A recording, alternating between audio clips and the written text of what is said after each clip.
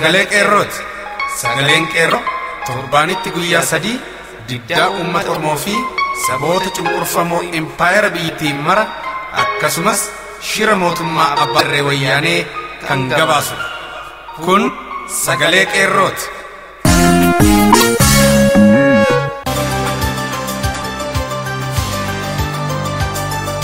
Adoolessa tokko bara 2016 harka fuune akkam jirtu kabajamuuf jaallatamoo dhaggeeffattoota sagalee qeerroo. Kun qophii sagalee qeerroo kallattiin Oromiyaarraa isiniif darbudha.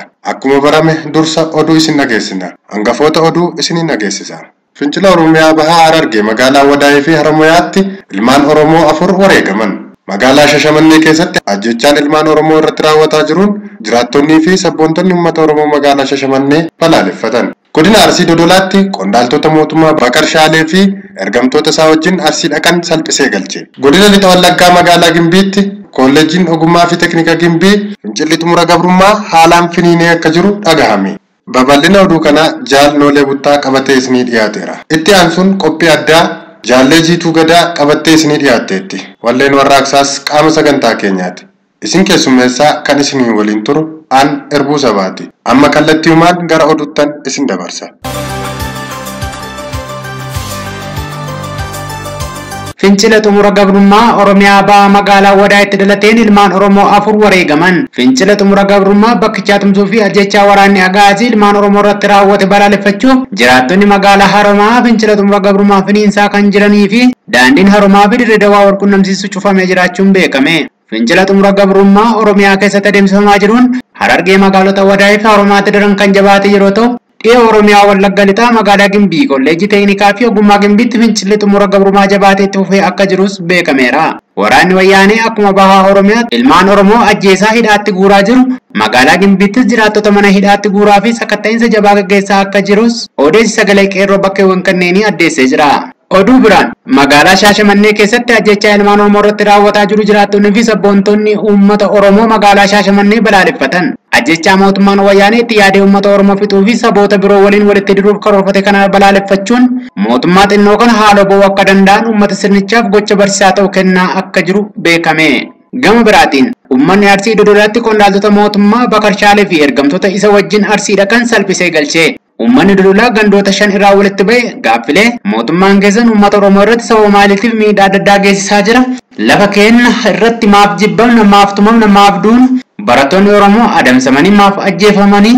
Isin hanga yoomni bituuf karoorfattanii fi kanneen kana fakkaatan gaafachuun ergamtoota diinaa afaan qabachiisan. Achuma Arsii aanaa Seeruu Abbaas keessatti ergamtoota diinaa irratti tarkaanfii fudhatamurraa kan ka'e waraanni wayyaanee humna adda bilisummaa Oromootu as jira of keessaa baasaa jechuun hawaasa nagaa hidhaa akka jiranis beekame.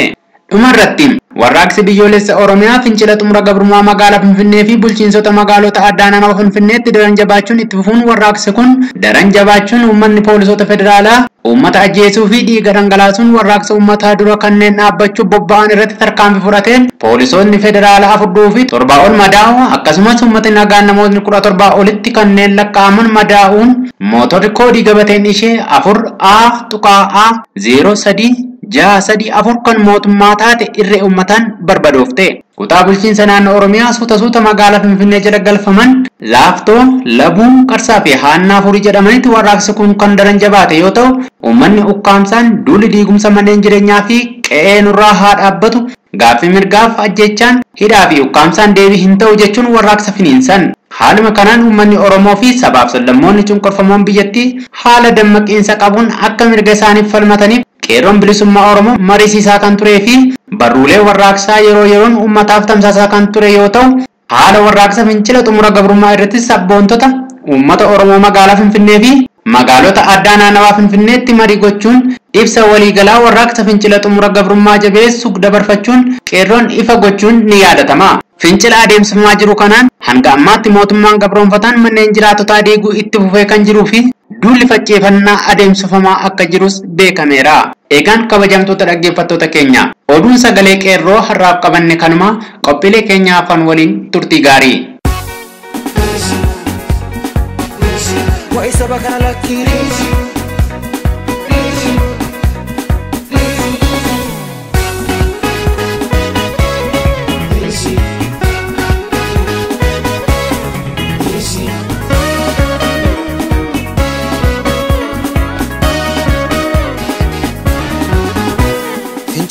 diddaa gabrummaa baadiyyaa finiisanii saaba mirkasa falmuu aada filmajjeessanii shoroo keessa jiranii. Almaa fi mallanni mallasaa kanaan booda dhadhaa abidda bu'eedha. Waa'ee saba kana lakkii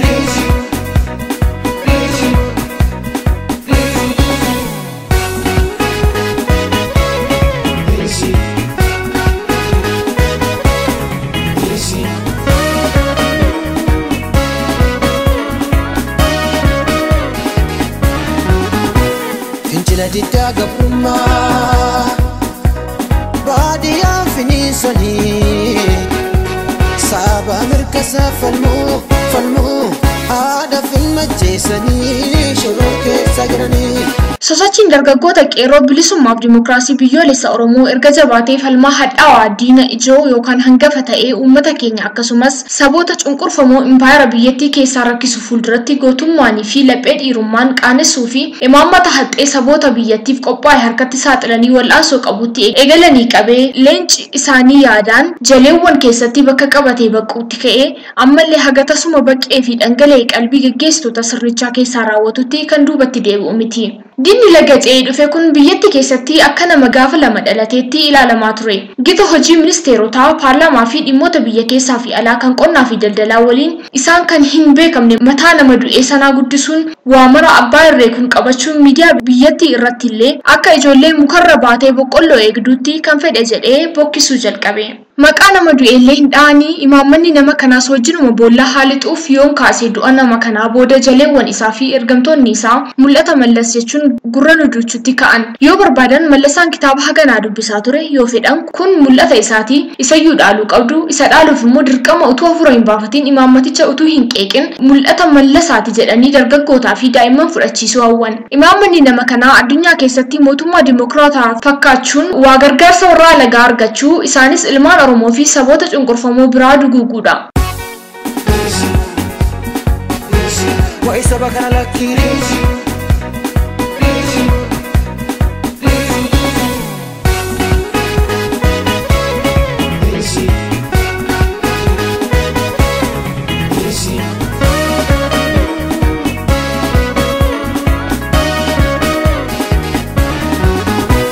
fincila diddaa gabrummaa baadiyyaa finiisanii saaba mirkasa falmuu aada filmajjeessanii shoroo keessa jiranii.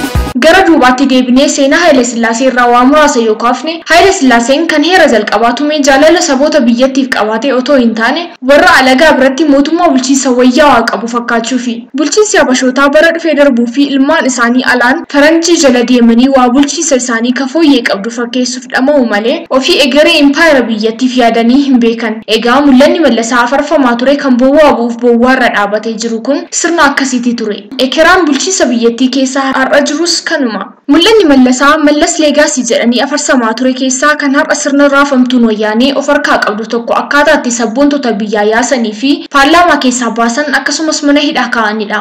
Mul'anni nama kanaa utuu uummanni biyya keessaa jireenya gadadoo rakkatu ajaja warra dhiyaatiin Soomaaliyaatti akkuma duule jaleewwan isaas duula Sudaan Kibbaa keessatti hirmaataniiru. Har'aan tana uummanni biyyattii miiliyoonaan lakkaa'amu utuu beelaan rakkatu isaan jechuun ergamtoonni diinaa kun karaa hallee uummata saamaa jiru.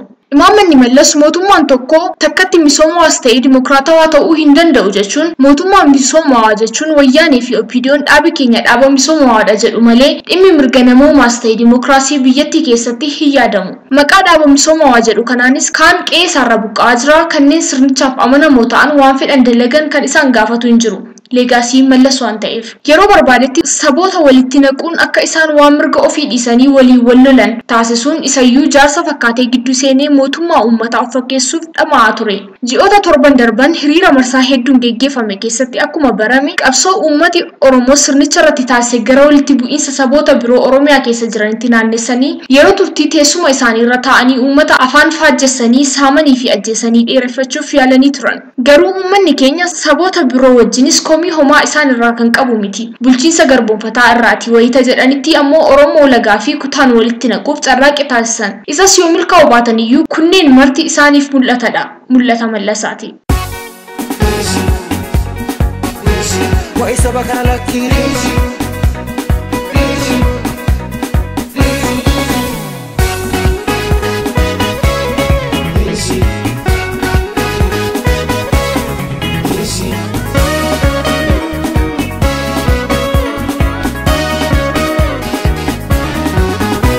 فنجلة الداقة برما باديا فينيساني سابا مركزة فالمو هذا في المجيساني شروك سجراني Kamraan mul'anni Mallasaa siyaasa faayidaa irratti hundaa'udha. Yaadi kun gama lamaan ilaalama. Tokko namoonni sabboontonni jajjaboon sirnicha jibban qeeqan faayidaa dhuunfaatiin akka bitaman taasisuudha. Ni lammataa immoo ergamtoonni isaa malaa maltummaa keessatti akka kufan haala mijeessuudha. Kunis badii naannoo fi bakka jiraatanitti uummata irra ga'u yoo dubbachuu barbaadan akka jaldeessa madaa quba wal keessutti badii fi malaa maltummaa sitti kaasna jechuun dinagdee isaaman ilaalanii dhugaa dabsanii akka jiraatan faayidaa dhuunfaatiin bituudha. Namoota qaroo hawaasaa ta'an horiidhaan bituunis haqa afaan qabatanii ija duruunfatanii akka hin ilaalle taasisuun imaammata isaaniiti. Mul'ata Mallas isaanitti hafedha. Namtichi du'aan impaayera Itoophiyaa godaanus walitti bu'iinsi gosaa odolli miidiyaa saamichi maqaa mootummaa misoomawaa adamoon sabboontota irratti taasifamu ajjeechaan ilmaan Oromoo irraa hin dhaabbanne dhaalmaa yookaan leegaasii Mallas waan ta'eef. Wanti hubachuu fi qalbeeffachuu qabnu keessaa sirni akka kanaan biyya abbaa irree kana keessatti akkanaan saamicha ajjeechaa fi duguggaa ilmaan Oromoo irratti fide kun akka dhadhaa baqeetti baduuf kan isaa dhumate ta'uu isaati. Kanaan booda qeerroon sochii biyyattii keessatti taasiseen ulfina uummata keenyaa ta'eera. Sirnichaafis boolla gadi fagoo qotee abdii kutachiiseera. Egaa akkuma armaan olitti kaasee sirni nama du'een biyyattii hoogganu kun yeroo ammaa kana impaayera Itoophiyaa keessatti bulchitootaaf mana itti galan ijaaraa ilmaan hiyyeeyyii sirnicha harka qalleeyyii taasise magaalota Oromiyaa keessaa mana irratti diiguu itti fufee jira. Namoonni sirnichaaf amanamoo ta'an uummaticha akka fedhanitti saamuu danda'u. Ilmaan hiyyeeyyii garuu afaan qawwee fi olola mootummaa garboonfattuun jeeqamaa manaa fi qe'ee abbaa ofirraa buqqifamuun waan baratamaa ta'aa dhufeera. Waggaa darbe ji'a adoolessaa bara 2015 keessa Oromiyaa guutuutti mana diigaan maqaa manneen seera alaa jedhuun geggeeffamee ture. Amma haga handhuura Oromiyaa boolee bulbulaa warra gannuutti hanga haannaa furiitti itti fufee jira. Gootummaan qeerroon sirna kana harka qullaa itti ba'ee agarsiise itti fuun ilmaan Oromoo naannoo furii kanatti tarkaanfii isaan sirna garboonfataa irratti fudhatan hedduu kan uummatatti haamilee horee fi sirnicha abdii kutachiisedha. Wayyaaneen imaammata Mallasaatiin hoogganamtuu kanaan booda Oromiyaa keessaa galuu mirkaneeffatteetti. Kanaaf Oromiyaa haga yeroo argatanitti saamanii sokkuuf kaayyoo akka qaban beekuun gaariidha. Biyya abbaa keetii hin saamsisin. Kana booda imaammatii fi mul'anni Mallasaa dhadhaa abidda bu'eedha. Deebi'anii hin arganii. Horaa bulaa. وإذا بكنا لك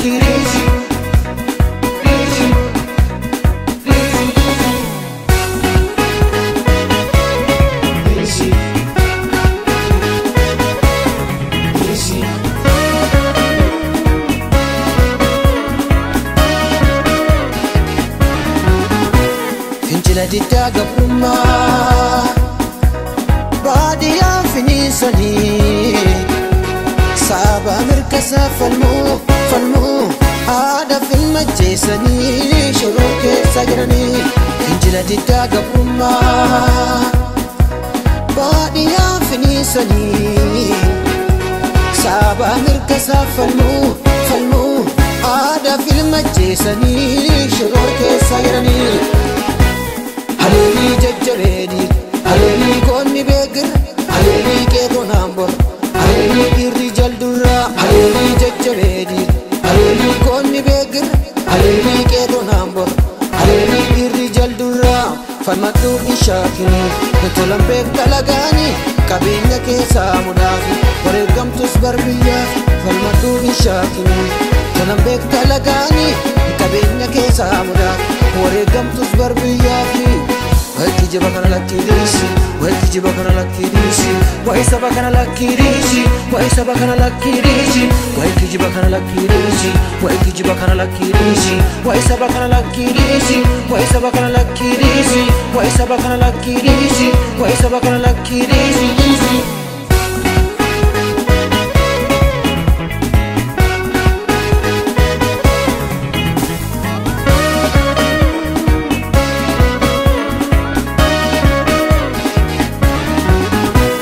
alagaan si seeratee biyya koo kan nyaata mi'eeffatee sababoo lammii koo duuchaa hidhee barnu duguguu fedhee sababoo falmiin kee ittaa fufuu biyya koo amanam tokkoofuu sababoo ay kijiba kana lakkiidisi way saba kana lakkiidisi ay kijiba kana lakkiidisi ay kijiba kana lakkiidisi way saba kana lakkiidisi way saba kana lakkiidisi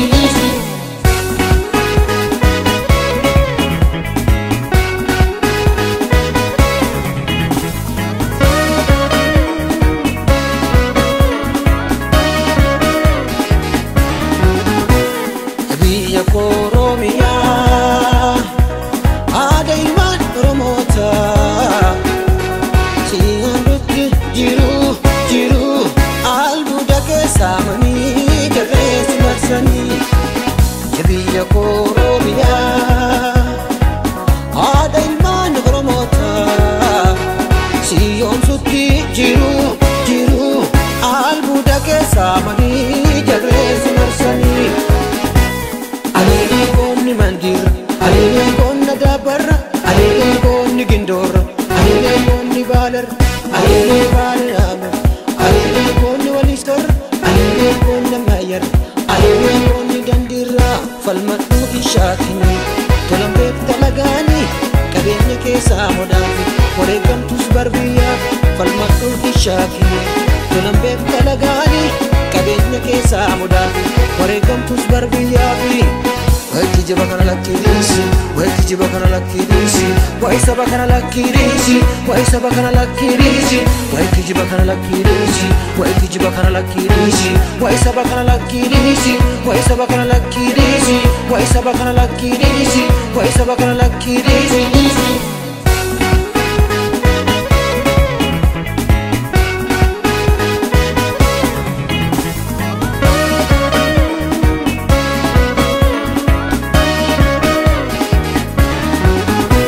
Si seeratee biyya koo kan nyaata mi'eeffatee sababoo lammii koo duuchaa hidhee sababoo barnu duguguu fedhee sababoo falmiin kee ittaa fufuu sababoo amanam tokkoofuu sababoo ay kijiba kana lakkiidisi way saba kana lakkiidisi ay kijiba kana lakkiidisi ay kijiba kana lakkiidisi way saba kana lakkiidisi way saba kana lakkiidisi ay kijiba kana lakkiidisi way saba kana lakkiidisi ay kijiba kana lakkiidisi ay kijiba kana lakkiidisi way saba kana lakkiidisi. Egaan dhaggeeffattoota keenya sagantaan keenya guyyaa har'aaf jenne kanumaan goolabna waan nu dhaggeeffattaniif galanni keessan bilisummaa ta'u isiniin jecha sagantaa birootiin hanga wal agarrutti nagaan nuuf tura injifannoo uummata Oromoof gadaa bilisummaati.